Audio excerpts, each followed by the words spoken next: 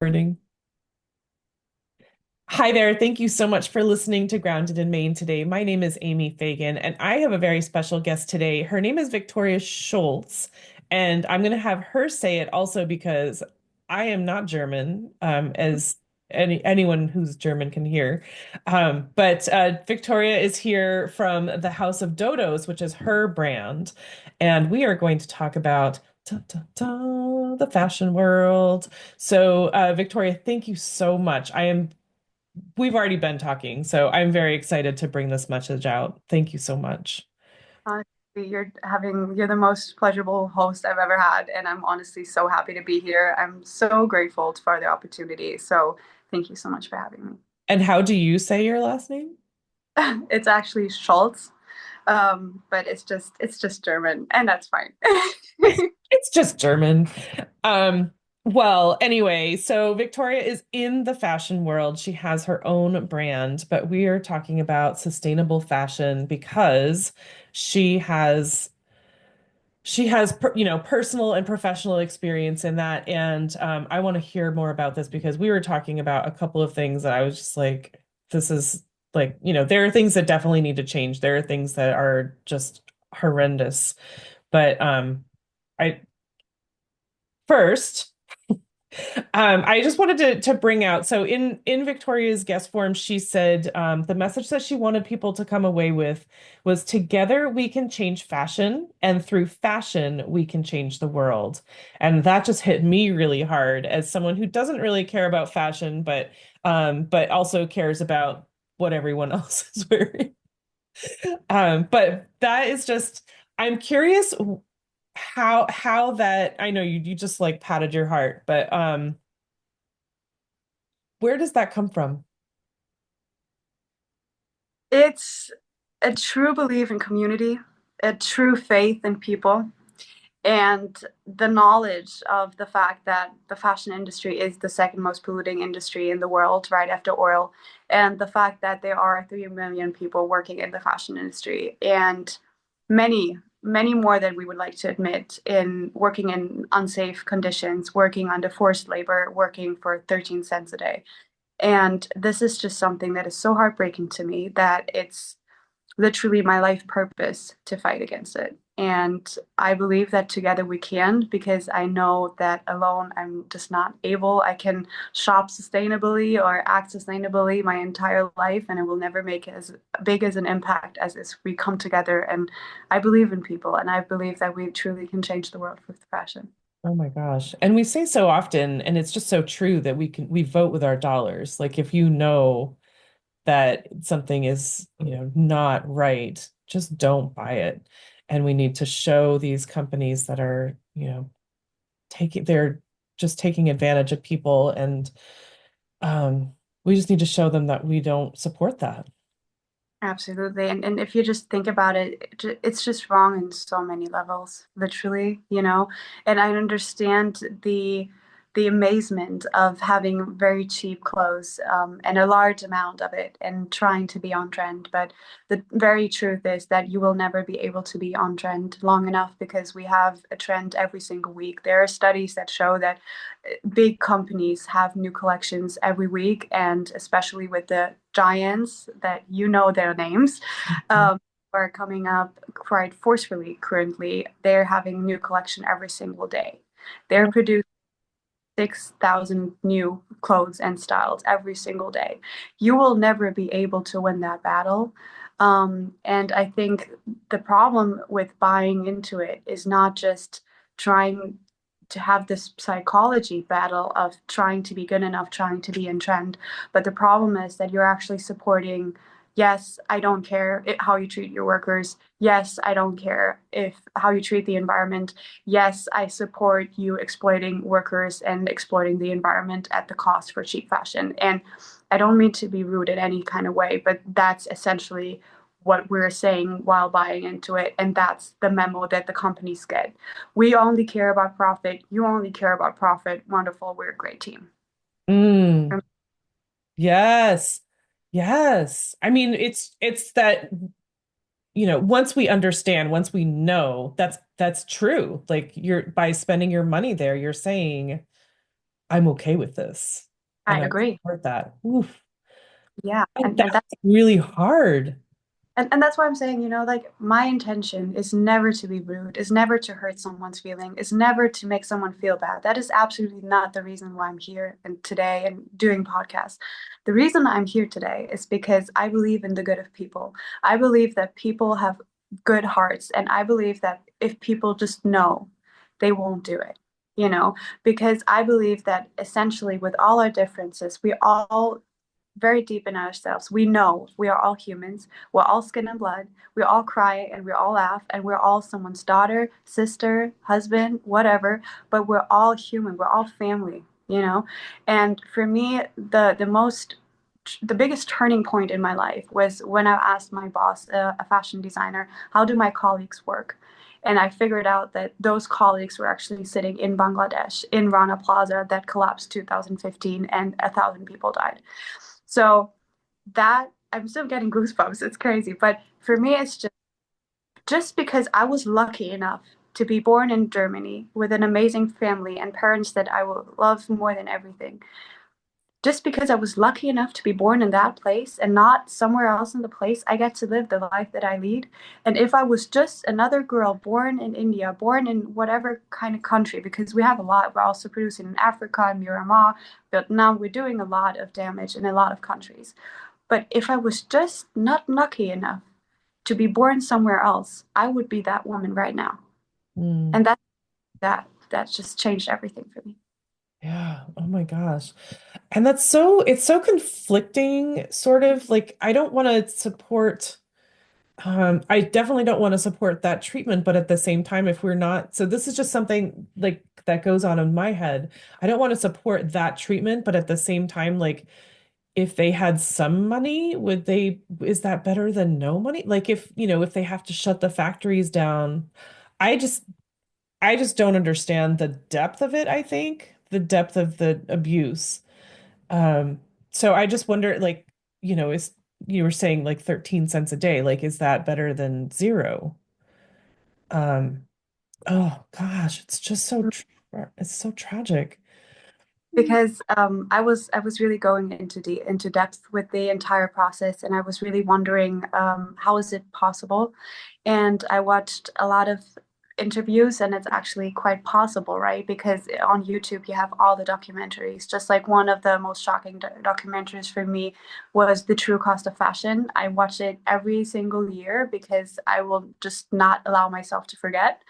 And the thing is that he made it extremely clear. He was just like, if you Western brands come to me and demand that I produce a t-shirt for $3, and if I don't accept that offer, and if I don't pay my workers that little, because how can I pay my workers a lot of money when the entire garment has to be ready in €3 with fabric, stitches, details, working hours? It's just not possible to pay my workers more, even if I would like to. But if I don't accept the offer of producing a t-shirt for €3, then you just go to the next one who's actually able to willing to do it, and then I go to business. So that's essentially the problem. And also, there was one moment that will forever stick to me where you had this amazing factory with beautiful filter systems and all of that, but they didn't have the money to turn those filter systems on. So the entire wastewater and chemicals literally went straight, literally directly into the fields of the farmer who was next to it. So the entire vegetables, cows, animals, literally also the people eating either the vegetables and the animals or even just drinking the water that is just available to them, it will kill them slowly but surely. But if he stops going out of business, he will kill them directly because they have no chance of surviving without any money. And the problem is that I a lot of times get the argument, yes, but shouldn't they be happy that we're giving the work? The problem is, if you look into it, a woman in that scenario has two options: either sell her body or her hands and by sewing.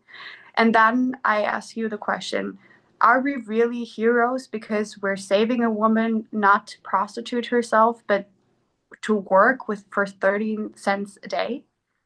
are we really doing, and the problem is that I've gone into it quite deeply, and I actually realized that the power that we have as a brand is to work together with the workers' right movement at the place. So for especially in Bangladesh, in India, there is a workers' right movement that are actually protesting for the government to raise the minimum wage.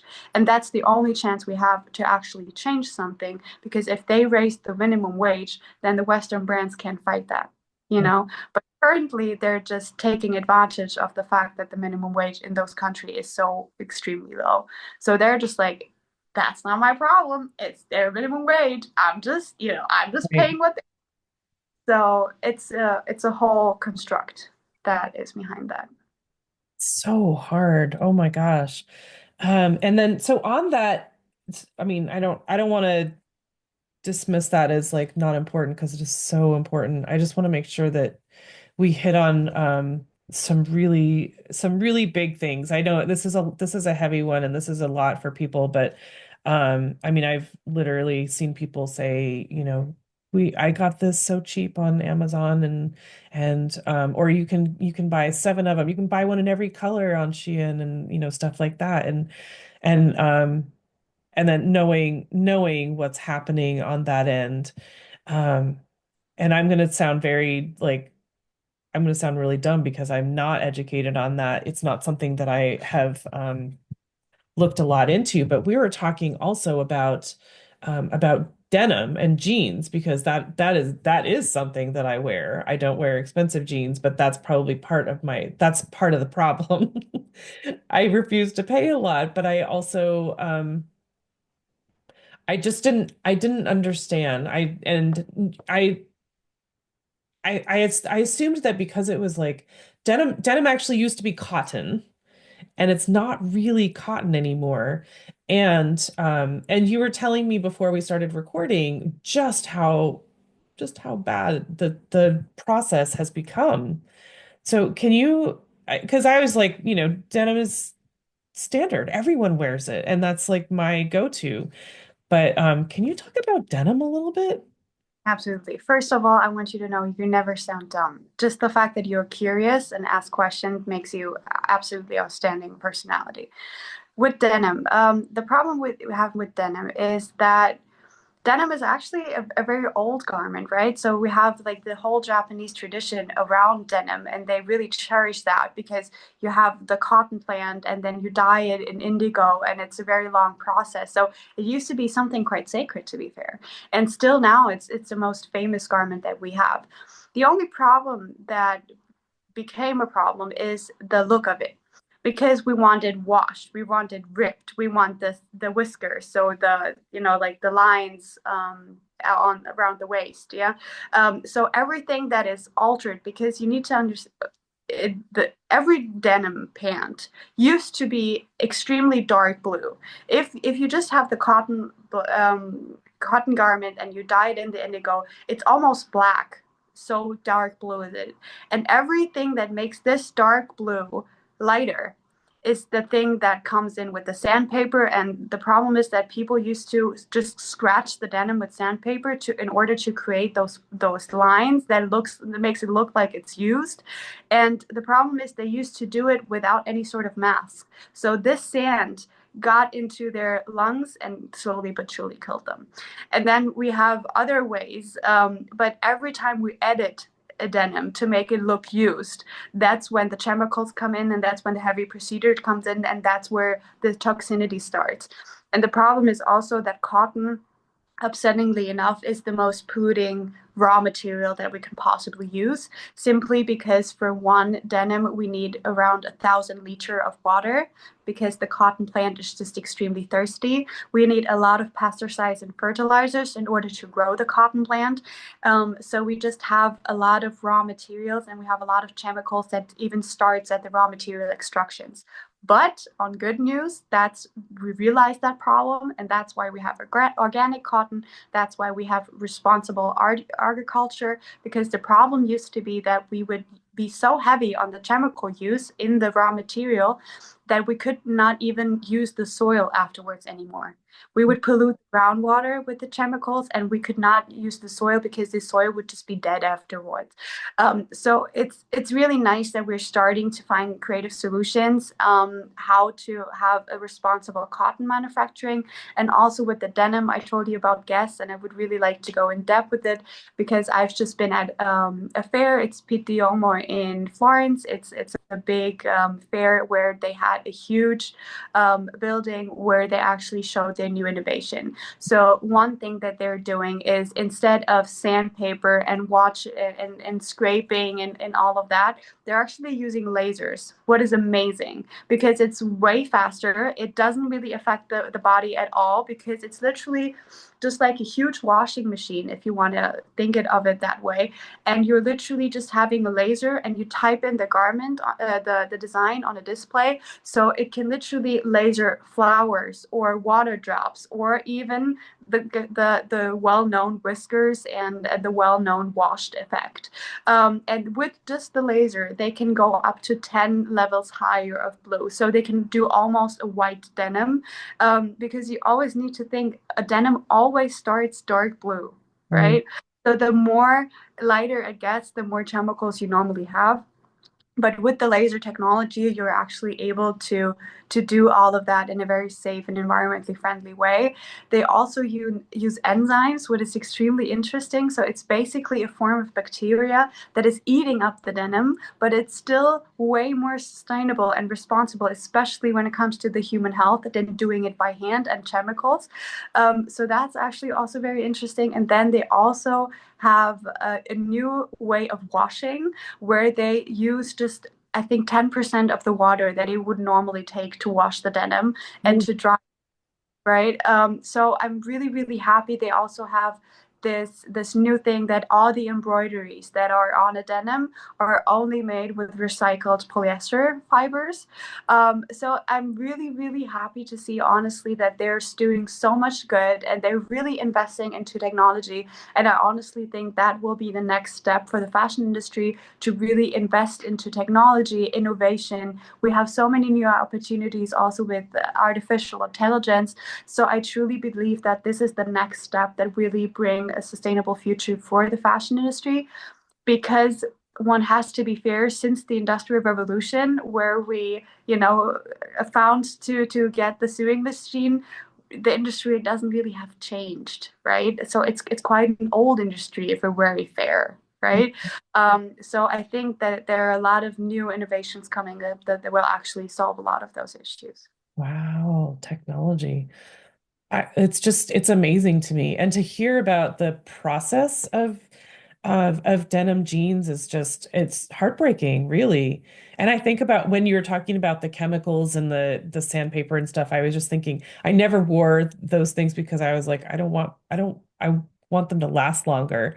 But the acid washed jean, like that acid washed look, man, and this is sort of like why I'm doing this podcast, honestly. And I've said this many times before, but like I grew up in the 80s when Guess jeans were so popular. Maybe it was 90s, I don't know, but like, the more worn the jeans looked, the more cool you were. And it was just everywhere. And so now, look at us now. So I'm like, this is sort of my way to give back, and see if I can make up for, the damage that has been done, but like just to educate people, like, we have done this in the past and look at where we are, like we need to do better.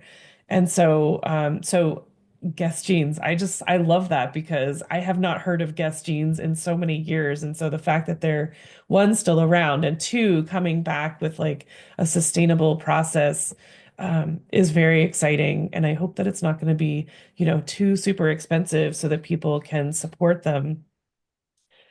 Yeah, actually, it's so beautiful, and the thing is, what I actually love about denim is still the most durable garment that we have in the fashion industry. So the fact is, a denim is a good purchase, to be fair, because you can have it for long. And I think that's what the most important thing that people need to understand. Sustainability comes the moment you decide to wear your garment for a long time, that's actually the most sustainable thing we can do, because the problem with fast fashion is not only the fast pace that we produce, but also, and most importantly, the fast pace that we're throwing away. Mm. That's the actual damage done, because there's so many garments with polyester, and we all know that because it's just the cheapest raw material. But the problem with polyester is the moment you put it on a landfill, I mean, it sheds microplastic every time you wash it. We know that. But the moment you put it on a landfill, it will literally last over 200 years to biodegrade. And while doing that, it emits methane gas that is 25% more potent than CO2. So it slowly but surely destroys our environment just by laying there. And that's the point, you know? The point is not even buying. The point is, what do you do with that garment? For example, I adore the blazers of my grandfather. You know, like I'm literally wearing the wardrobe of my grandparents and of my aunties and all the people, you know, around me, like my ancestors who honestly also have passed away and gave me their garments. Mm. And I adore that, because currently I think I'm wearing a blazer that's probably like 50, 60 years old, and it still looks amazing because they took care of it, they cherished it, they valued it, and I will not throw this away. And my daughter will probably have to live in it at some point. I'm honest, you know. But because why? You know, a blazer never got out of style. A denim will never go out of style. But what I thought is so beautiful, especially when it comes to denim, there's a whole movement, and they call themselves the purists. And they actually buy raw denim and they make their scratches themselves, because they say, I want the denim to show my story. I want the denim to tell where do my knees are, where is my whiskers when I sit down in my waist. Right. How do I, you know, like scratch my thighs when I don't know, like I just came from washing my hands or something. um my denim will tell that I always have my phone in the back pocket, and it will show, you know. So I kind of love this whole idea of creating your own, and literally wearing a denim until it falls apart. And you also, especially when it comes to denim, you have a lot of repair and refurbish programs. I think it's with Levi's is starting to do something like that, and a lot of brands are actually, so you gave them your denim because you can just not wear it, it's falling apart, and they will give you a discount for your new purchase, or they will help you repair it, or, you know. So it's really all about prolonging the lifespan of a garment, because we all know we already have landfills full of old clothing, and that's what we really need to stop. We really need to stop just throwing our clothes away and just keep on buying new things. That is, in its definition, the most unsustainable and toxic thing you can possibly do with fashion. It's really about the way we treat fashion that's making the difference. Right. Oh my gosh. I love that there are those like buyback programs and and repairing, because I know myself personally, I blow out the thighs in my jeans like Oh, so same. All fast. And like the rest of my jeans are in perfect shape. And so that's, if there is a way to like send them in and get them patched and sent back or something like that, like I've already broken them in and they fit me perfectly. I hate to have to look for that again. absolutely. But I love that there's that option. And so you're saying Levi is doing that? I think so. Because, or also we have like Kandiani denim. Kandiani denim actually did something absolutely amazing. They invented a denim that, because in most denim you have some sort of stretch element, right? Mhm. Because, you know, like we have this whole thing of skinny jeans, and they obviously need to be stretchy, right? Then we have leggings that look like a jeans, but they're actually leggings. So we also have like a lot of polyester in the whole process, that is unfortunately the most toxic raw material we could possibly use. But they found an amazing natural, like biodegradable material that acts like stretch, but is actually biodegradable, natural. So what they did is they actually had all their old denim, and they shredded them and used them for fertilizer in their agriculture project, and they actually fertilized tomato plants with that, and now they have their own tomato sauce. You know, and I adore that. You know, it's That's literally all amazing. tomato sauce. And that's why I'm saying that there are innovations out there. You just need to find them, and they're honestly like obviously making it public, right? So they are talking about it because obviously like that kind of investment needs to pay out. So I think if you really just look for it, you will definitely find it. Mm, I love that. That's so fun. And so I think that, it sounds like we need to be more mindful about our purchases and do some research. And so this is really helpful to know that there are companies, there are people that are that are they're working for us. And we just need to know who they are and make sure that they're doing right, I guess. And because that landfill situation is just horrible. Yeah. Also, because I understand that a lot of people, it really matters to them to be on trend, and that's the reason why they purchase new, even if maybe their old denim is still perfectly fine, but they want the new. So what I think is the most beautiful thing if you see people getting creative. For example, right now, especially when it comes to denim, we have this whole trend of like crystallized denim, what I think is so funny. So you have like all those little, sparkling Swarovski stones on a denim, or you have pearls on a denim, and that's like super on trend right now. And I just wonder, how about just doing a girls' day, buying, some crystals and just having a fun day and just do it yourself. Really just taking an old pair of jeans that you're just bored with and you would normally throw away, but you can do it at home yourself because it's really, I mean, what is it about? It's really about like gluing some stones on a jeans, and you can either have some people do it for you, what know is easier, but how fun would it be just to do it yourself? You can reuse an old garment and still be on trend. So I think it's also just a matter of creativity and just trying. Right? Do you remember the Bedazzler? The bedazzler, is that a guy? You don't remember the Bedazzler? No, it was very much that what you're talking about. Like you could put like rhinestones or beads or something like that, like just make things fancy. And that was a big thing in maybe the 90s, I don't know. But That's, that's but all. yeah. And I see on like Instagram Reels, people are patching holes and stuff with like embroidery and creating like flowers or a star pattern or something like that. And I think that's super fun to make it cool to make things last longer. It's beautiful. It's really all about creativity, honestly. If we would just look at the old clothes that we normally would throw away and just look at it, or just have really just like a girls' party or whatever, and or just like a day with Netflix, and just like, okay, I have those old clothes. What do I do with them? Do I paint them? Do I spray them? Do I graffiti them? Do I bedazzle them? Do I pearl them? What do I do? And honestly, there's such a sense of pride and true joy when you feel like you're your own designer and you can just create your own garments, and there's nothing more personal, and then this old thing that you just wanted to throw away suddenly becomes your most prized possession because you did it yourself you Right. know Right. so there's a lot of potential for magic here, to be honest. Totally, totally. I mean, I love when to be able to make things last longer. I had a podcast guest a year-ish ago, Megan, and we were talking about how cool it would be to like celebrate when you can make things last longer. Like instead of, oh, you got something new, blah blah blah. Nope, congrats, that's 30 years old. You've had that sweater forever. And just patching it and stuff like that. And instead of being like, I am so hip, like I made this last forever.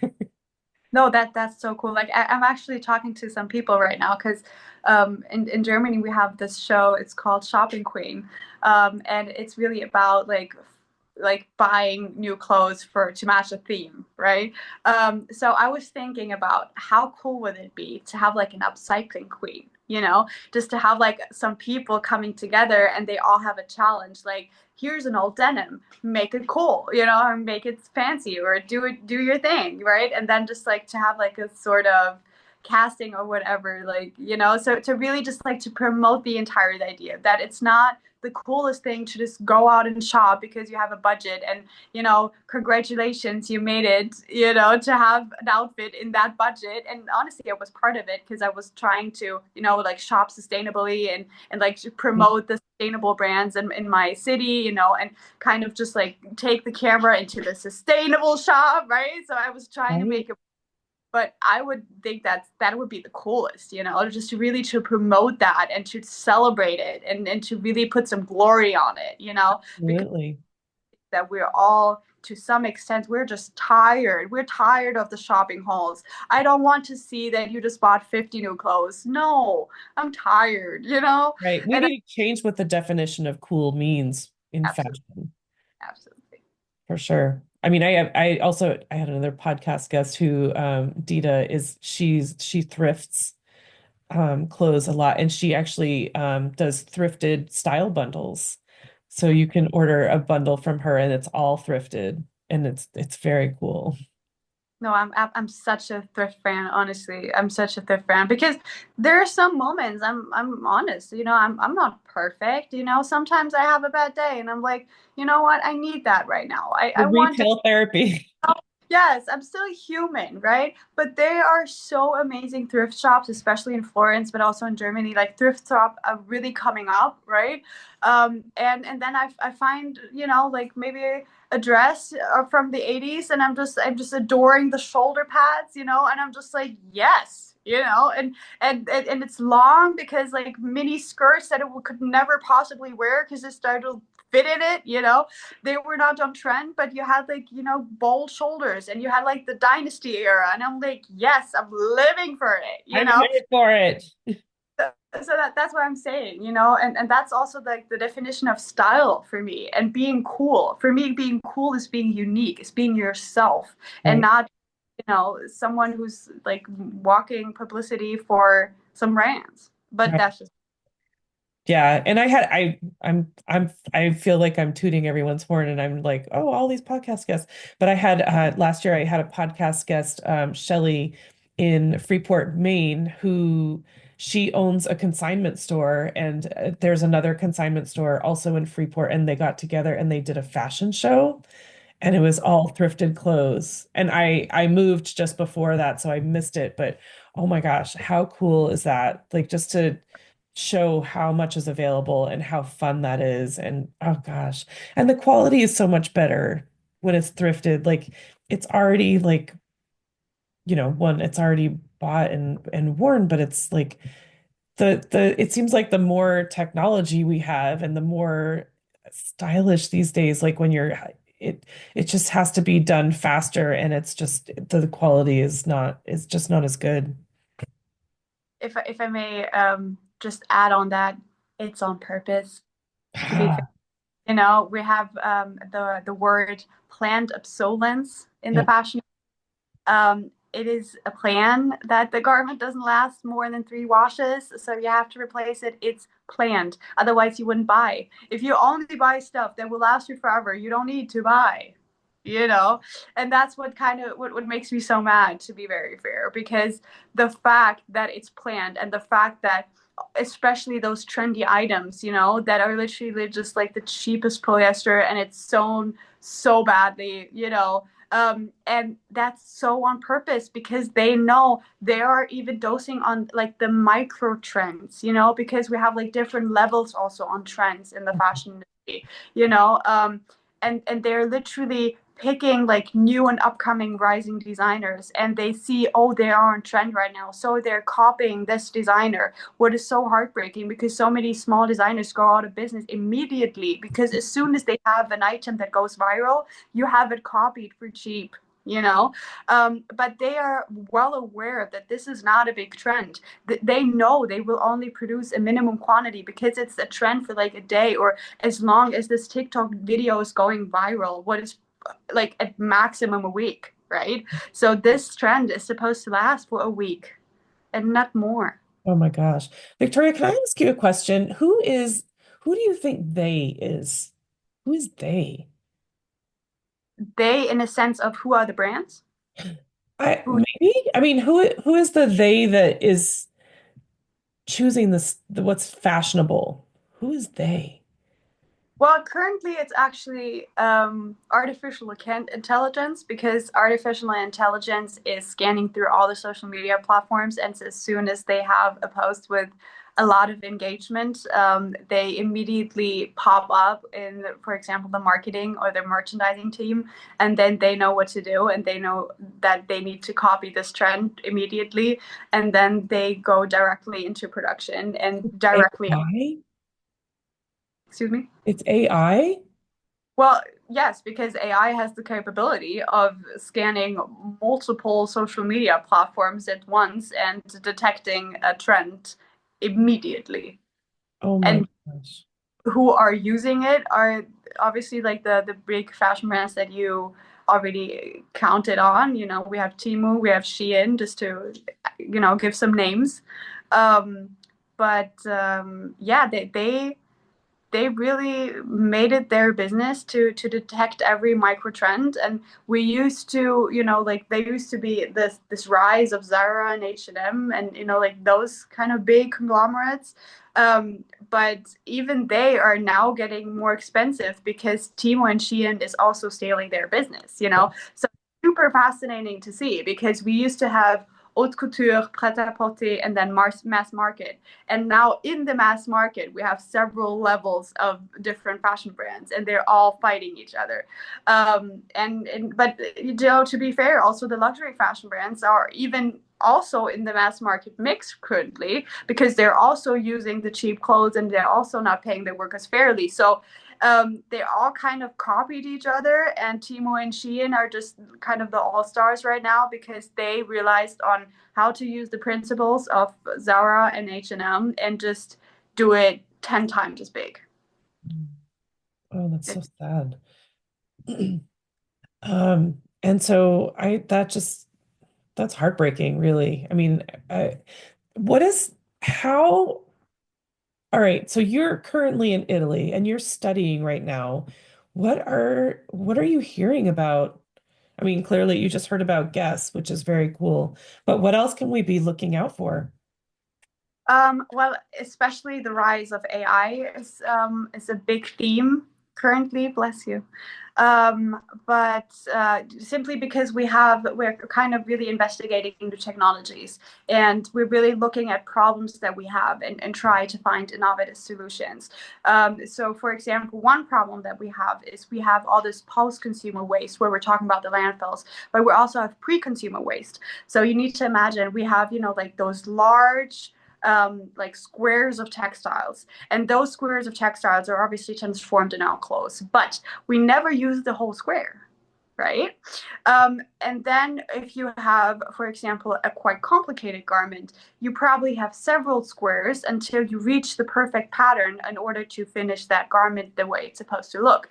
So the vast amount of pre-consumer waste that we have is often not even accounted for. And now we're trying to find new ways. For example, here in Prato is the biggest Italian manufacturing city. They're literally doing all the big Italian brands.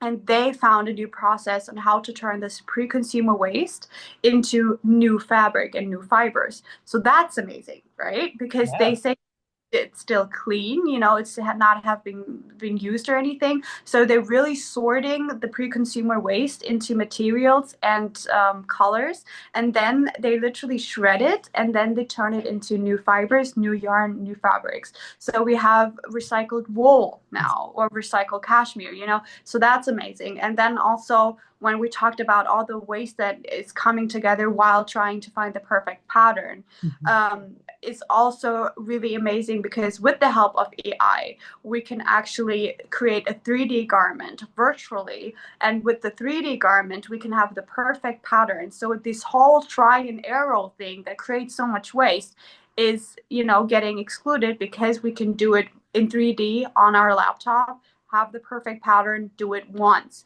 And also, obviously, it's extremely important that how can we use this square as much as we possibly can, You know, how can we put our patterns and not just here an arm and, and here the back, but how can we lay it so we use as much fabric as we can possibly can.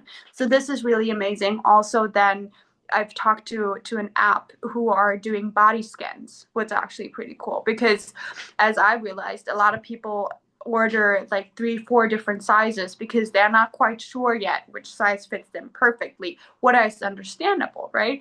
But the thing is, if you could scan your body, try it on virtually, and then know what's your size, this whole thing of shipping and returning and all of that, that's also obviously causing CO2 emissions, could also be, removed. So I'm staying positive, I'm staying hopeful, and I'm having a lot of hope and a lot of faith into new technologies. That's that would be a game changer for sure. Oh my gosh. To know For exactly what size you need to purchase. Because that, there's also like depending on the brand and the whoever's making it, like the size could be different. And that's why we have to buy, 2 or 3 different sizes. Like, well, do they run big? Do they run small? Um, And it's literally like just within Europe, like a German 36 is a different 36 in Italy, it's a different 36 in France, it's a nightmare. Yeah. I mean, they could really like work on really just like utilizing that for the world and then just being clear about it. right? Yeah. How about just one size? Yeah. No, absolutely, absolutely. For me personally, I think I just had numbers in my brand. I just had numbers because like for me it was very important to have very big sizes because that's what I thought was very rude in the fashion industry. Like we all need to be super skinny and actually unhealthy and never eat and just feel weak all the time because we don't have no strength because we don't eat. That's not really the goal. Um, Amen. yeah, no, it's just facts, and as someone who's working in the fashion industry since I'm 15, let me tell you, I've been there, right? And it's just not healthy and it's just not sustainable for your mental or your body health. You will literally eventually just collapse. Yeah. Facts. But the thing is also what I found so rude is that um, a person who's not an XS, an S, or an M deserves to feel beautiful in their skin and in their body, period. And if you don't provide your beautiful clothing in that size range, you're simply not inclusive you Yeah. know and I just thought it was so bad because I love oversized clothing. I just adore it, right? So I was always on the hunt for a 6XL, a 7XL, because I just adore the look of it. It makes me feel more comfortable in my body because I don't feel like I need to suck my tummy in. But the problem is every time I saw the designs for the bigger sizes, I was in shock. I was just like, are you for real? Are you literally for real? Like, this is not fair. This is not fashionable, and you're not even trying to be fashionable for the bigger sizes. So what are you doing here, right? So I don't want to be, too much in that, but it's just little points, that we just need to pressure the fashion industry to become more inclusive, more sustainable, and I'm just very hopeful that with those tools we can actually reach that goal. Wow, Victoria, you've given us so much information. And so I just love the passion that you have. I mean, there's so much inside of you and there's so much to come. Like you're going to school, so you're going to be on the forefront of all of this. But thank you so much for all of that. When I say the word sustainability to you, what does that mean? For me, it's my purpose, my future, the reason I'm here. For me, sustainability is literally, I feel like in the past years, we've taken so much from Earth. And my mission in my time on this earth is to clean it up and to do everything in my power that we don't create more, and that we find more innovative solutions, like more materials, right? We have like orange fibers where you have like, or the orange juices, where you only have like the juice and what happens with the rest of it. And now they create a fiber out of that, right? So I think we need more materials. We need sustainable innovations. We need to stop just extracting everything from the earth and leaving nothing behind because we have future generations to come, so God will. And I want to be able to give them the best and greenest and most sustainable planet I could possibly give them. That's amazing. And so we could be looking for that with House of Dodos.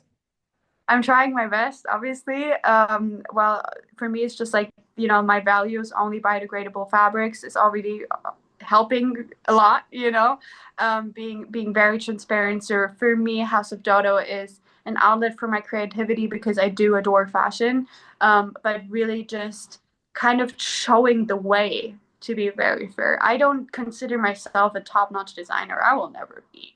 But I think I can show others the way by just doing it. I don't want to just talk or blame or point fingers. I want to show. And by having my own brand, I can show ways on how to be sustainable and how to build an inclusive and sustainable brand. And if I can just inspire one or two people with that, then I think I did a good job. Oh my gosh, I love that. How can people find you and follow and learn more from you? Obviously, House of Dodo has an Instagram. My personal Instagram is 𝗣cie and Scholz. You can find me on LinkedIn, Victoria Scholz. I'm always happy to have a conversation. I'm always open for any kind of question. Send me a picture of your old t-shirt and let's figure out how to make it cool again. I'm honestly always honored if people approach me and just want to talk about it, because that's literally what I'm here for. So always welcome. Oh my gosh, you heard it here first, you guys. Be in touch with Victoria and let's make the clothes last longer and do better. Oh my gosh, so good.